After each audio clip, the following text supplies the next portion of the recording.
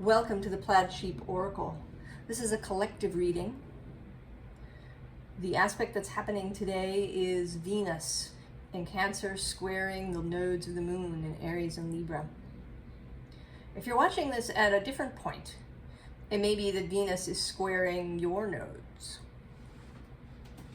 Or perhaps that she's squaring the nodes, maybe even from the other side.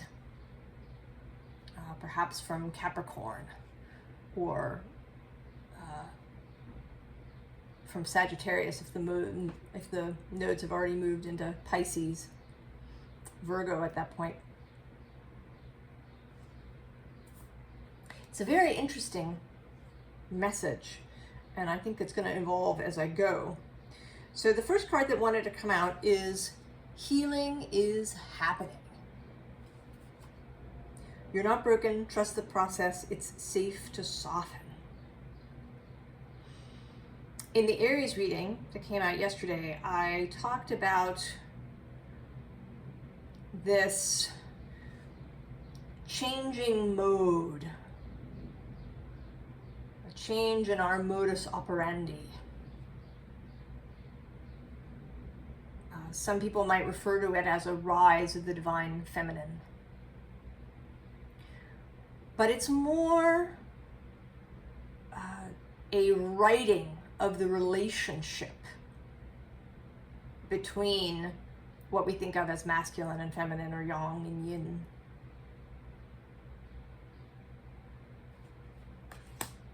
Because while the system that we've been working under has certainly been terrible for women, it actually hasn't really been that great for men either, whether they are aware of it or not.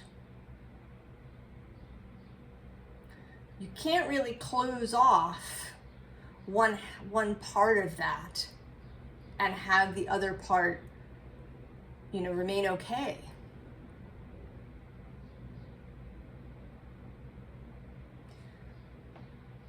So at the bottom of the deck, or rather, I guess the top of the deck, the facing part of the deck, is trust the seasons. Embracing change, cycles of life, transition, growth. And there's this first sense, although I suppose it kind of exists here too, of a multiplicity. And I'm having this sense of Venus and each of the nodes as individuals. Now, the nodes are not bodies, they're not planets or asteroids of any kind, they are points in space where the orbit of the moon meets the sun's ecliptic. Right? The ecliptic is is Earth's path around the sun, and the place where the sun appears to us, right, is moving through the zodiac. And the moon's orbit meets that ecliptic at 2 points. And those are the nodes of the moon.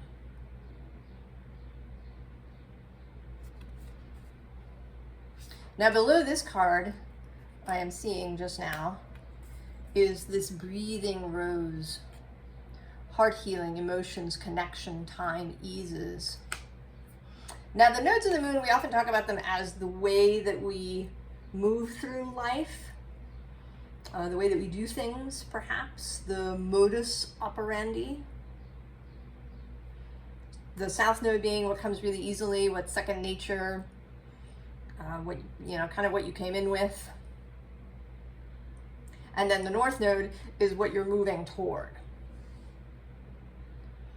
And I don't like to, it isn't that one is better than another. It's just that you are here, it is your purpose to move into embracing more of this north node energy. Not that you want to leave the south node behind and shut all of that out. Again, this is about a relationship. These things working together. For example, I have south node in Virgo and north node in Pisces. So I tend to be very good at kind of Virgo-y things. Being organizational, being particular, receiving things in a very tangible way, knowing things in a tangible way, having, evidence for things. And then the North Node in Pisces is this call to be more intuitive, more fluid, more allowing in some ways, more, less about the borders, less particular. And the best is for those two things to really work together, with the Pisces node leading the way. But we can get stuck mostly in that South Node energy.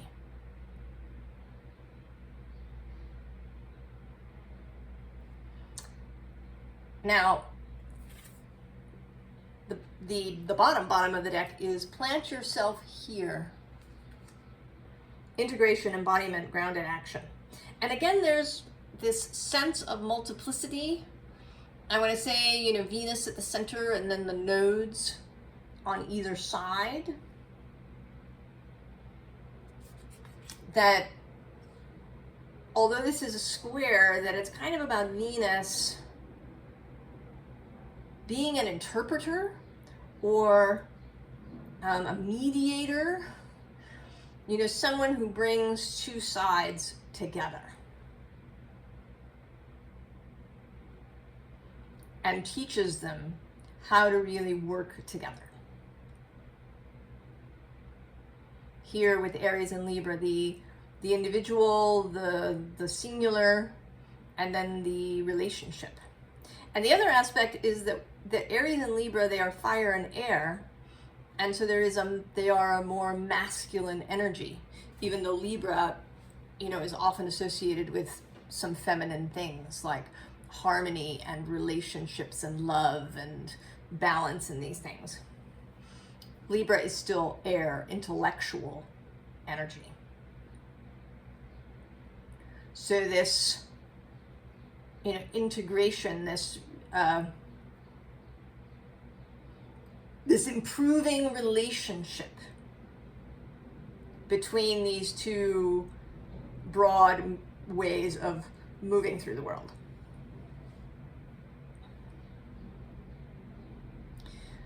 Now, I believe that men and women are different, and that is beautiful. That we do have different ways of moving through the world. And we both have these, action and receiving energies within us, but we kind of express them and move through them differently. And so that we need one another. And that there is an improving relationship, that as the feminine is able to expand and flower, that will be a lot of improvement for the masculine as well. That as women find themselves more able to really move in their true nature, however they see that it will then be easier for men to do the same.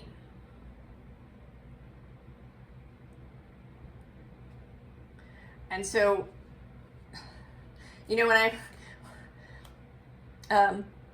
saw the cards, I saw that immediately that Venus was coming out in this justice persona at the top. She is the guide of both Libra and Taurus. So justice is Libra's card. And right, here she is. But right below her, and I didn't see it until I lifted this card up, is the Empress. And there she is in her more Taurian persona, right? Literally covered in plants.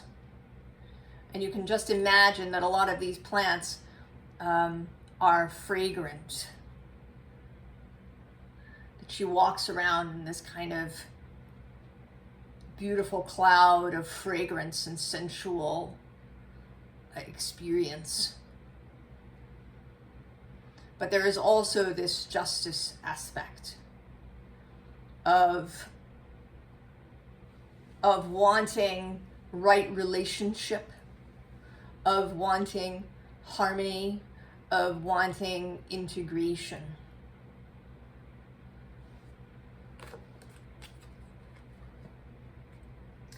The bottom of the deck is firstly the Page of Combustion. This youthful new idea, right? His head is on fire. And then next to him is this 3. So this 3-ness.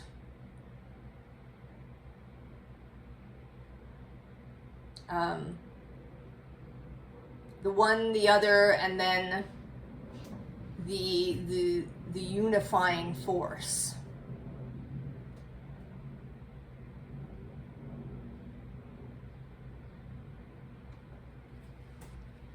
Like perhaps a minister who might perform a marriage. And maybe the minister advises the couple beforehand.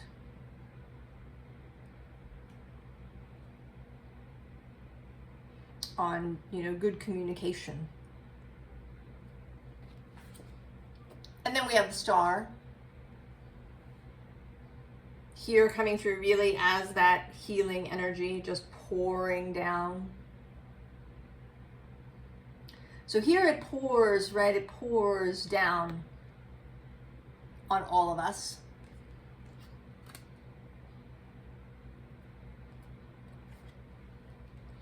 There's also the Knight of Pentacles. Bringing back romance. Bringing back the romantic in all ways. Not just, a sort of couples romance, but the romantic idea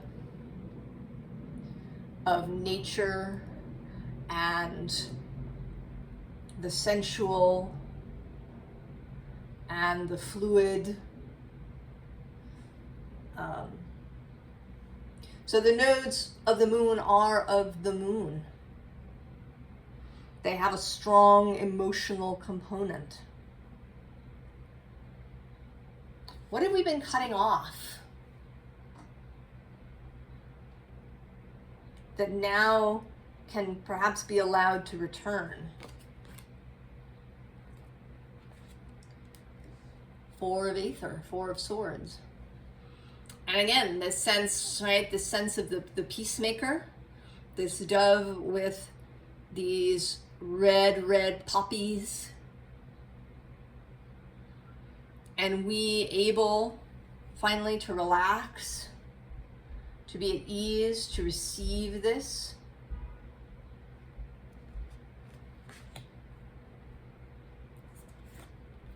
And then we can send it outward.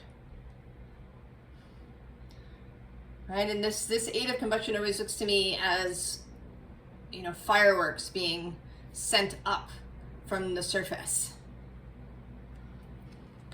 So we receive,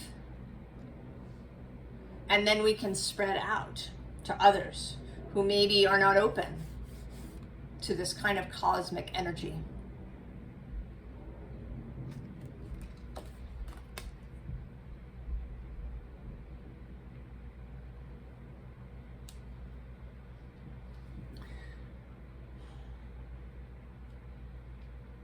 So this is, here with the Magician, this is about creation. And right below him is the Queen of Wands. And actually below her is the Hanged Man and then the Empress. And actually I'm going to go one more to the Fool. So there's an exuberance to this. There is life force that is wanting to appear. In a strictly physical sense, we can talk about, how humanity's actions have, damaged the earth and damaged the environment and all of these things. And we can see those as a true. But there is another perspective. in which we can say that because we pinched ourselves off, that we also pinched off the earth. All right, that the earth has this enormous capacity for exuberance. The earth is plugged in much more directly than we are to the source of all things, to the power that creates worlds. But our disallowing is an influence. I mean, it's not a complete influence. The earth still manages to do amazing things. But that if we manage not to pinch ourselves off, if our influence changed, if just our energetic influence, I mean, never mind, what we do physically, but if our energy changed, I believe that many things would change on Earth. And I feel that coming through here in the bottom, we have this Ace of Swords, the new idea, the new perspective. And then the King of Wands,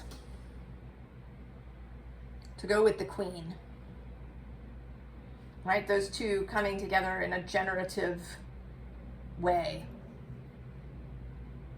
Expansion. Growth. Blossoming.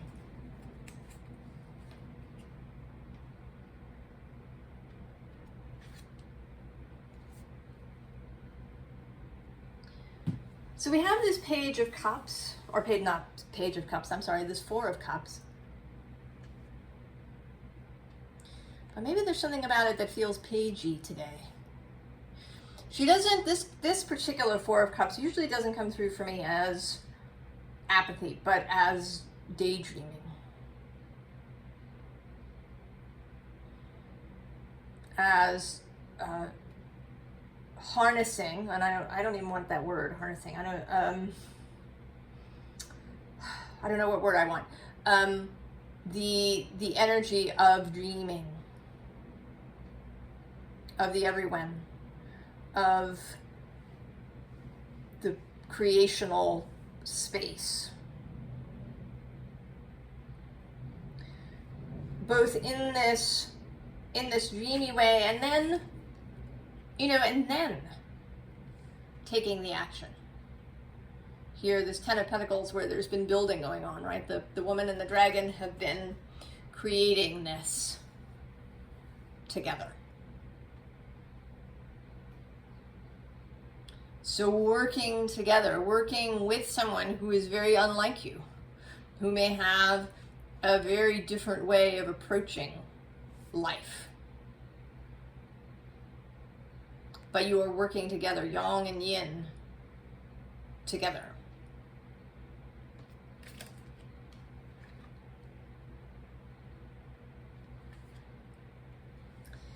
Here with this Five of Pentacles, there is this sense of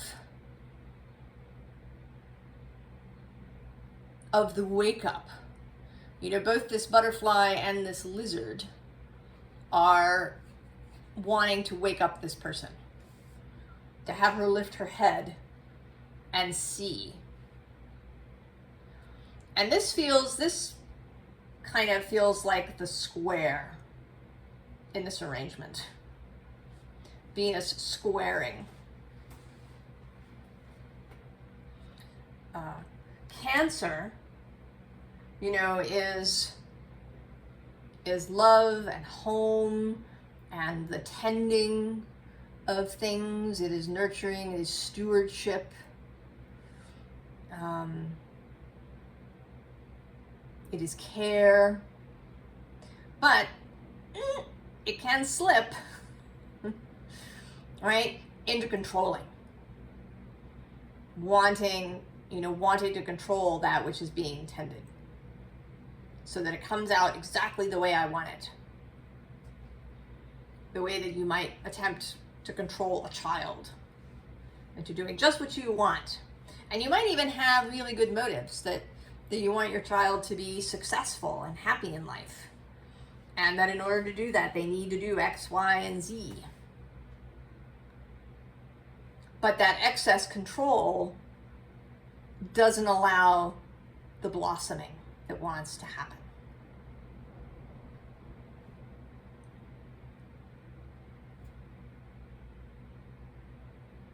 That's part of, right, the distortion that has happened in both the feminine and the masculine. The excesses.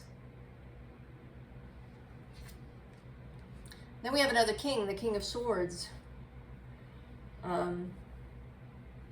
There are double kings, and here, this king always looks a little down to me most of the time. Sometimes not, but usually he seems a little up in his head, a little too pensive.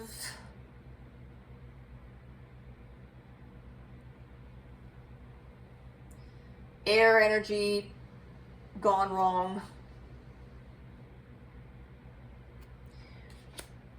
So if this is, right, if this is where we are, if we feel that we are alone, that we have to do everything ourselves, that there is no working together with others,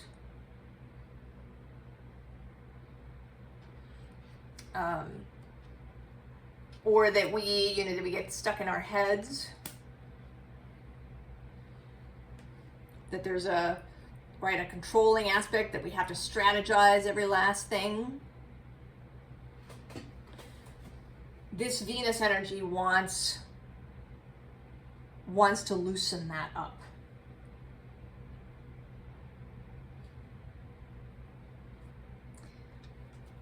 So now we have the moon showing up to put in her piece right here with the nodes. And with her, it's all about this relationship.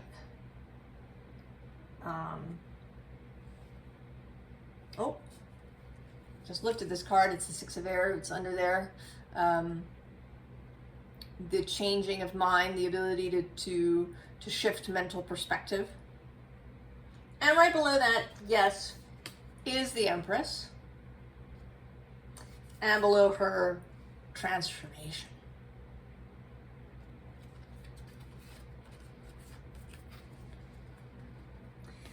The bottom of the deck has, firstly, although he was the second card in, this King of Air, King of Swords again, but this time very different. This is a much wiser, kind of more multi-dimensional King of Swords. He's got these angel wings. He's almost a little bit blurry.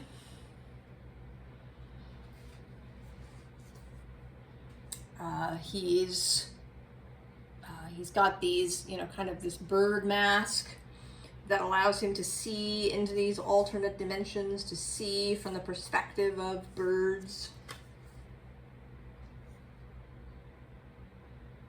This is a more expansive masculine vision.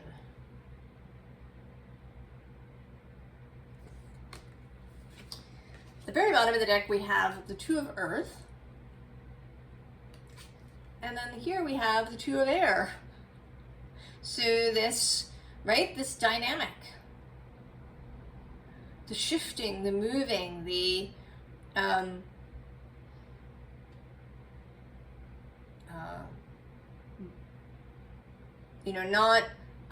not homeostasis, homeodynamism.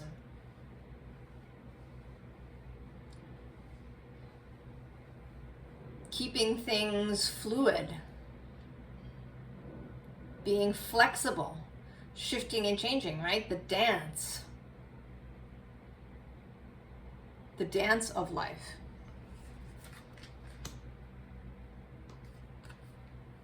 And then the King of Fire again. And here also showing up as a very wise energy.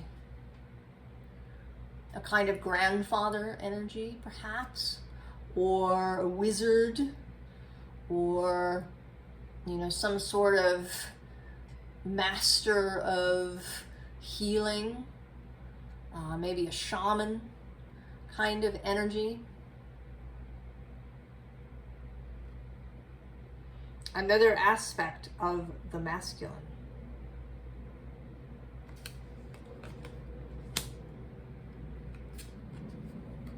And then the Ten of Air. Lightness. Playfulness. All right, these are not swords, they're feathers here. Keeping our thoughts light.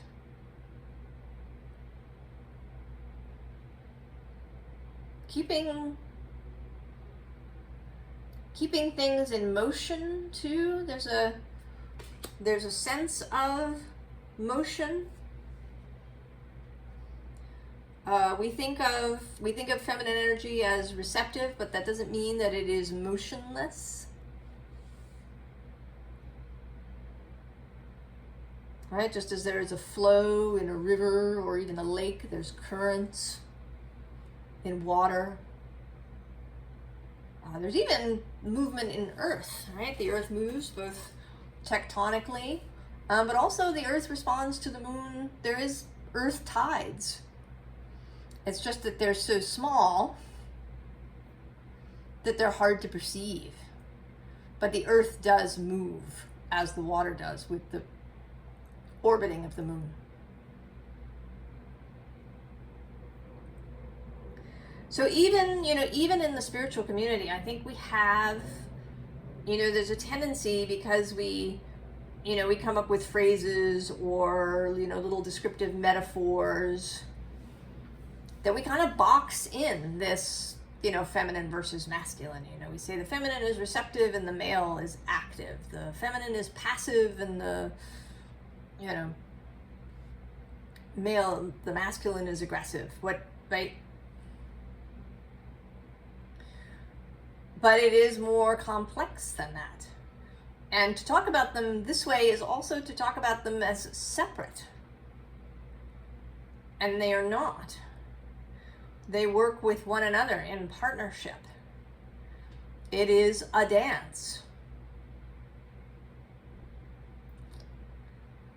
that they do together.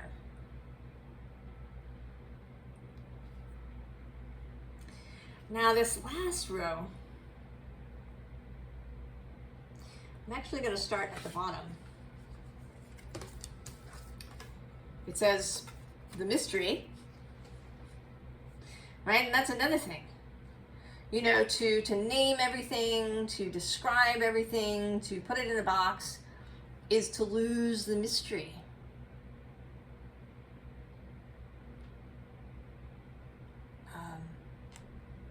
If you are in a relationship with someone, do you really want to know every last little aspect of them?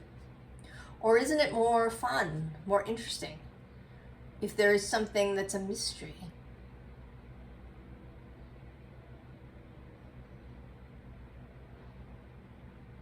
That we are not, necessarily here to know everything, to label everything. That to allow the mystery, to allow things to be unknown, is part of the joy, part of the fun. And then, of course, the novice, who often shows up in these readings. It takes time to reorient. There is no judgment on whatever we've been doing up until this point, because it's what we knew, it's what we got taught. But now we're seeing a different way, and it's just going to take some time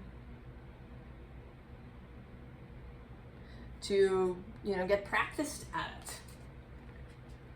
Feeling like looking at the next part. What's the next part? Oh, yes, the bard. Right? So the story that we're telling. Trust comes after that. So then we have these three animals. And this also feels, right, again, like this. We have the cat and the dog. And often, you know, people use these two animals as a metaphor for male and female. Right? The dogs generally are the male and cats the female.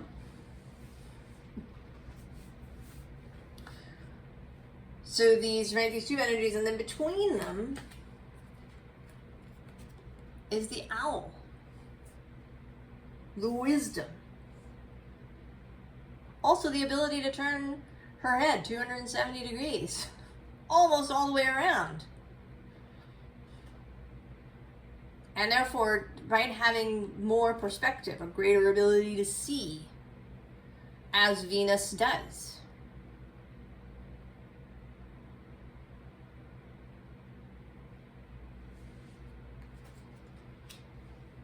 Now below the cat, we have the swan with transformation, trusting the psychic gifts. Then we also interestingly have the wasp, more animals, with anger, retaliation, jealousy. So, you know, how to proceed forward. What is, you know, what is the modus operandi? And then below them is the Grail Knight. That Knight of Cups, that romantic, devotional energy. And next to him, I just saw the High Priestess. Receiving, knowing, understanding, discernment, prescience, prophecy, vision.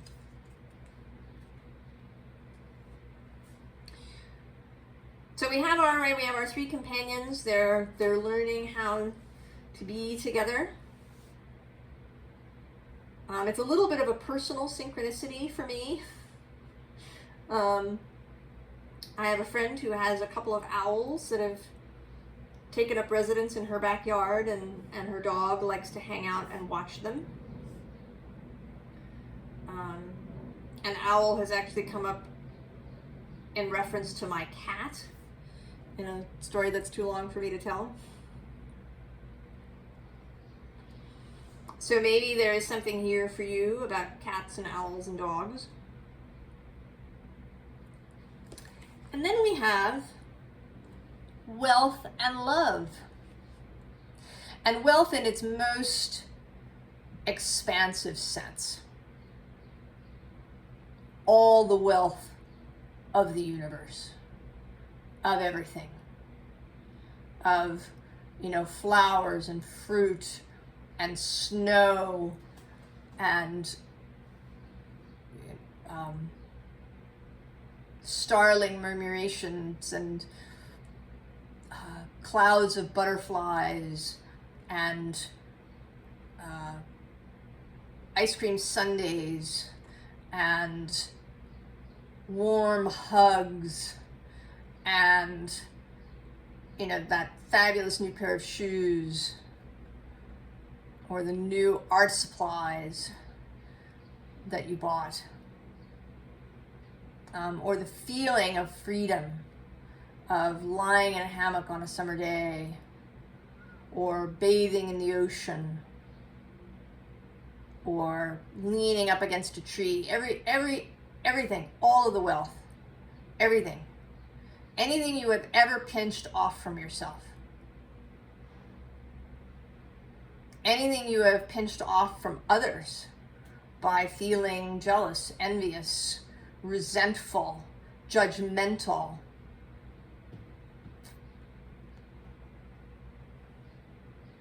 all of the ways that we pinch ourselves and therefore the world off.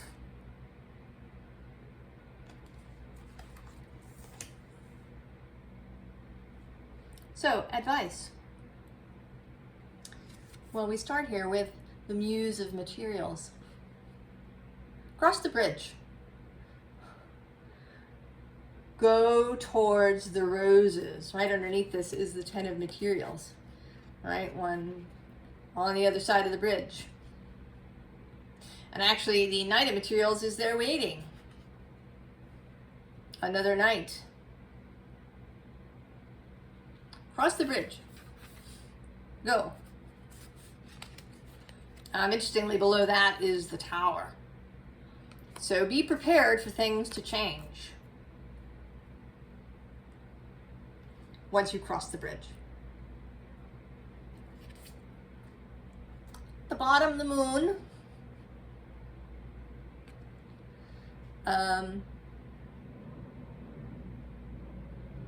Beautiful moon, a romantic moon, a strawberry moon, which is the moons of June.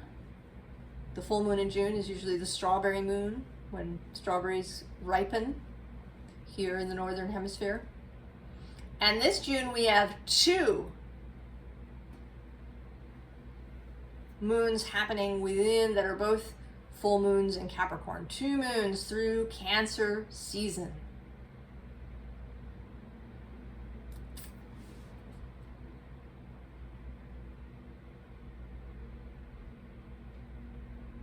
So there is this kind of double moon energy.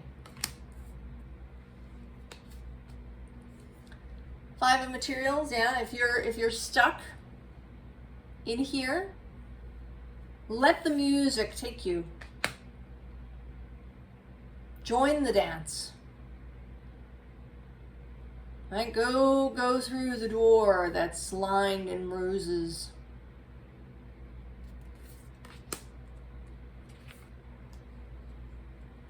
Allow the energy to move through you.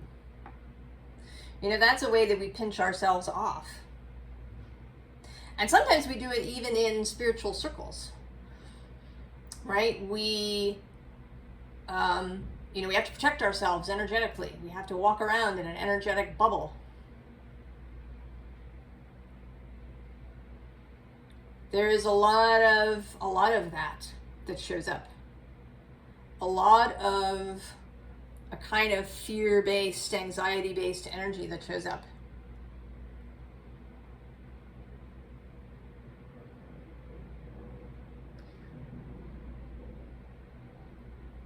Certainly do it gently. If you have been in a bubble and have disallowing this flow of energy, you can open slowly, a little at a time. Whatever is comfortable for you. But if you, right, you can't hear the music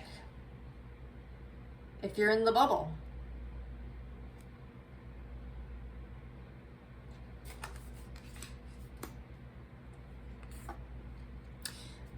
Also think about, even before you do it, think about what it is you're afraid of.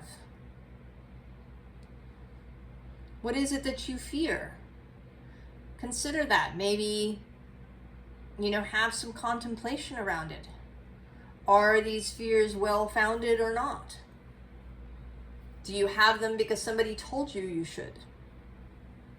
Are you transferring the fears you have of the physical world into the world of spirit?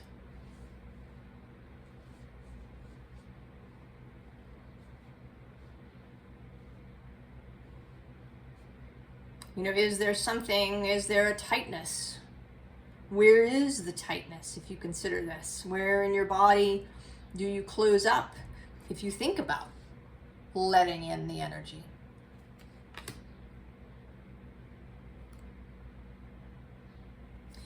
And then also letting it out. Here with this justice, right? With this splitting open, the allowing of yourself to spread to others.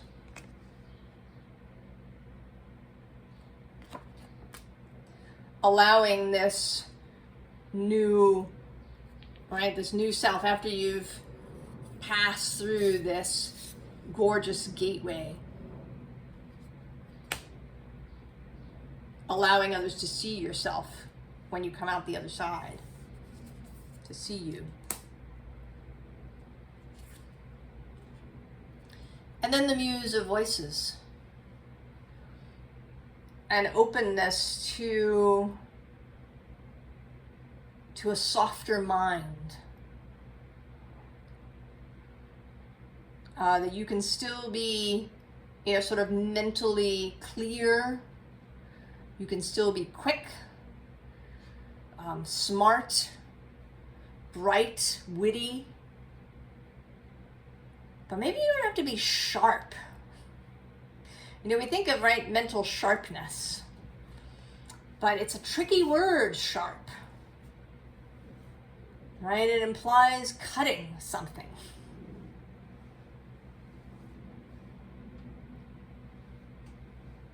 And so maybe choosing a different word, choosing bright, choosing clear, choosing poised, agile, as these two dancers are in your mind.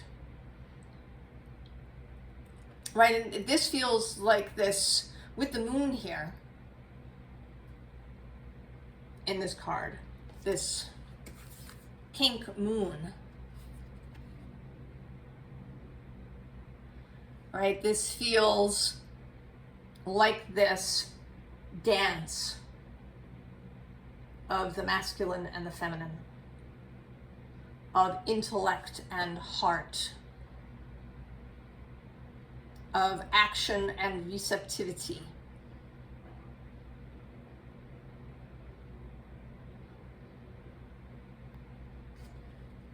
So allow that for yourself.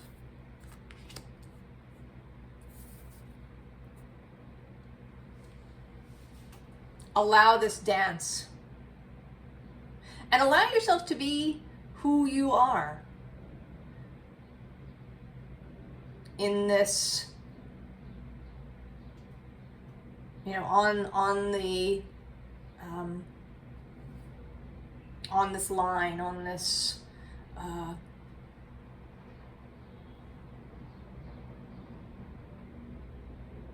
scale.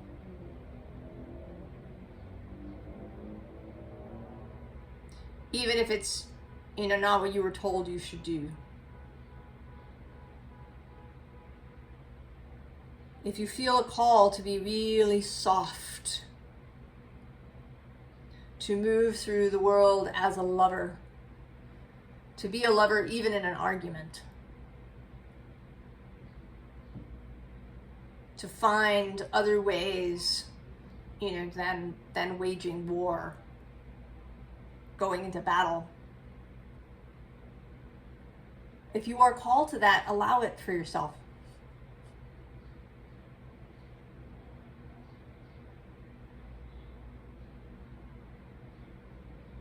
If you're never the warrior again in your life, and you have a happy, beautiful, fulfilling life, that's wonderful. You are not required. You're not required to hold hardness if that isn't where you are being called, if you're being called to softness. But you also don't have to be, you know, immersed in softness if that is not where you're called to.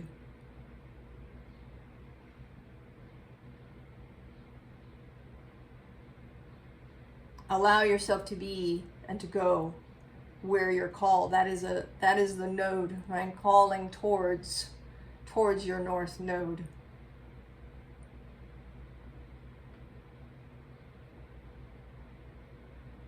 I hope this is helpful. I hope you are feeling all of this gorgeous Venusian energy. This energy of the holy, sacred marriage, the Hieros Gamos. The dance. I wish you the very, very best, and I will see you next time. So long.